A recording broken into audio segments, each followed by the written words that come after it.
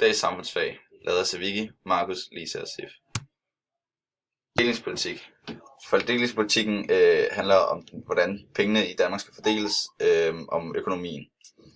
Der er 3 områder. Statens rolle, hvor stor staten skal være, og hvor meget skal være privat.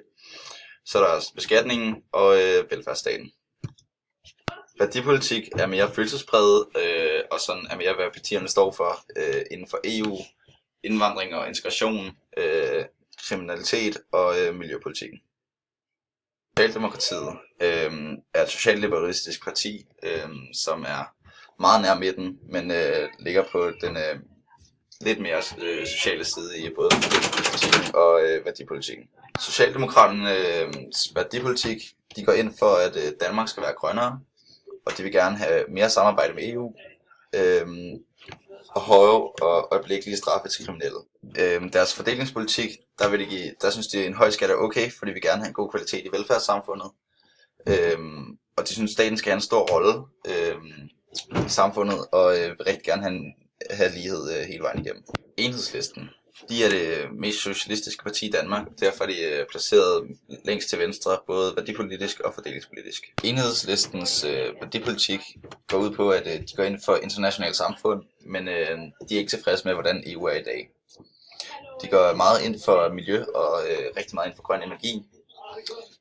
Udlændinge må gerne komme til Danmark, men de skal have samme rettigheder som danskerne. Og de vil have mere fokus på menneskevelfærd. Deres fordelingspolitik går ud på, at de gerne vil modvirke voksende ulighed i samfundet og sænke skatterne for de laveste og investere mere i borgernær velfærd. Radikale Venstre, de ligger rimelig meget i midten, fordelingspolitisk en smule mod højre, men værdipolitisk er de meget mere mod venstre og mere socialistiske. Radikales værdipolitik går ud på, at de gerne vil være åbne over for indvandring. Så vil de sænke afgiften på miljørigtige biler. De vil gerne være fuldt medlem af EU. Og straffen skal stå mål med forbrydelsen. Og skal være let at forstå og logisk. Radikale går ind for i deres fordelingspolitik, at vi skal være stærkere. Og derfor skal skatten mindskes, og vi skal være sundere. Og derfor vil de øge afgifter på f.eks. alkohol. Og de vil gå ind for, at Danmark skal gøres grønnere. Det konservative folkeparti. Konservative har en højreorienteret fordelingspolitik og også en rimelig højreorienteret værdipolitik. Den konservatives værdipolitik går ud på, at der skal være tæt samarbejde med EU. Indvandrerne skal blive så danske som muligt, og kriminalitet skal straffes konsekvent. Og konservatives folkeparti fordelingspolitik går ud på, at de svage skal hjælpes uden at knække de stærke.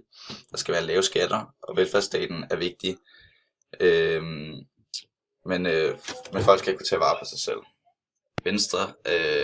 Venstre er socialliberalistisk, men til den højre side, både fordelingspolitisk og værdipolitisk. Venstres værdipolitik går ud på, at EU er vigtigt for Danmark. Indvandrere skal i job og uddannelse som alle andre danskere. Og man skal tage respekt for de naturgivende ressourcer.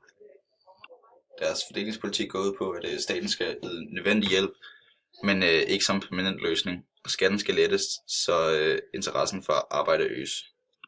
Liberal Alliance er det mest liberale parti i Danmark, og deres fordelingspolitik er rigtig langt over til højre. Men deres værdier er lidt mere midt imellem. Liberal Alliances værdipolitik går ud på, at de er imod euroen i Danmark. Deres udlændingepolitik er med princippet åbne grænser, lukkede offentlige kasser. Og til det udtaler de sig. Religiøse mindretal skal have lov til at udøve deres religion, men religiøse hensyn kan aldrig stå over demokratiet og ytringsfriheden. Deres fordelingspolitik går ud på, at staten skal være lille, der skal være lave skatter, og folk skal på arbejdsmarkedet. Socialistisk Folkeparti, de er et socialistisk parti, og ligger derfor også fordelingspolitisk til venstre, og også værdipolitisk til venstre. SF's værdipolitik går ud på, at de er tilhængere af EU. Indvandrere må gerne komme til Danmark, men de skal deltage i det danske samfund og forbedre det. De vil give de kriminelle en chance for at integrere sig i samfundet igen, og derved give de kriminelle en ny chance for at forbedre sig.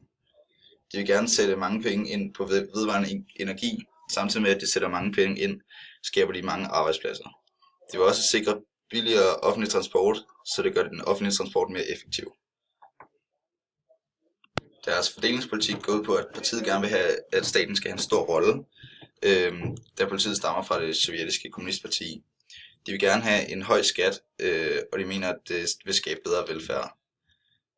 De bredeste skuldre skal bære mest.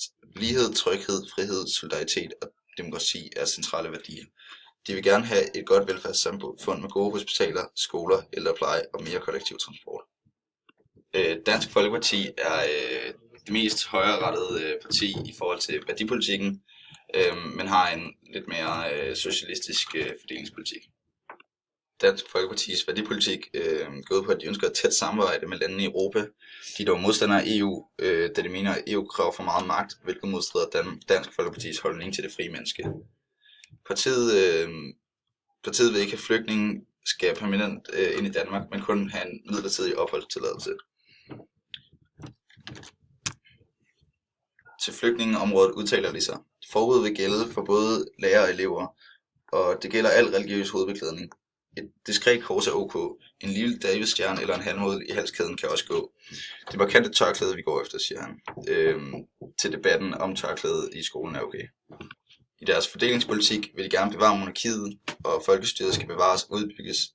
Landet skal bestå af frie borgere, men det er statens opgave at støtte og hjælpe dem, der er i vanskeligheder. Alternativet har meget venstreorienterede værdipolitiske holdninger, men har egentlig ikke specielt mange fordelingspolitiske holdninger. Alternativets værdipolitik går ud på at have mod til at se problemer i øjnene, men også mod på den fremtid, der er vores. Generøsitet. Alt hvad der kan deles, skal deles med dem, der har lyst. Gennemsigtighed. Alle, der har mulighed for at se os over skulderen, både på det gode og dårlige dage. Ydmyghed. Over for opgaven, over for dem, vi står på skuldrene af, og over for dem, der kommer efter os. Humor. Uden humor, ingen kreativitet. Uden kreativitet, ingen gode idéer. Uden gode idéer, ingen skaberkraft. Uden skaberkraft, intet resultat. Empati. At sætte sig i den anden sted og se verden derfra, og derpå at skabe løsninger, hvor alle vinder. Alternativet har som sådan ingen fordelingspolitik.